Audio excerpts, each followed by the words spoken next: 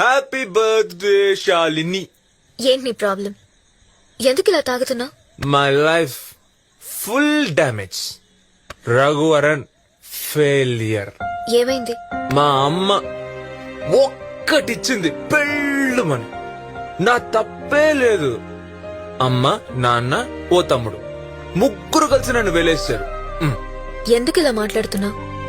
అమ్మ కొట్టింది అంతేగా. అమ్మ లేని వాళ్ళని అడుగు. అమ్మ చెంపదెబ్బలో ఎంత ప్రేమ ఉంటుందో చెప్తారు. Wow, what a dialogue. ఏం చెప్పావు? మా ఇంట్లో నువ్వు ఉంటే తెలిసేది. ప్రతి దానికి కంపారిజన్. వాడు ఉద్యోగం చేస్తున్నాడు, నువ్వు ఉద్యోగం చేయట్లేదు. వాడు సంపాదిస్తున్నాడు, నువ్వు సంపాదించట్లేదు. వాడు కారు కొన్నాడు, నువ్వు కారు బొమ్మ కూడా కొనలేవు.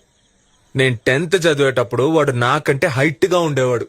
దానికి మా నాన్న ఏమన్నాడో తెలుసా? వాడిని చూడు పద్ధతిగా తిని ఎలా హైట్ అవుతున్నాడో, నువ్వు ఉన్న వేస్ట్.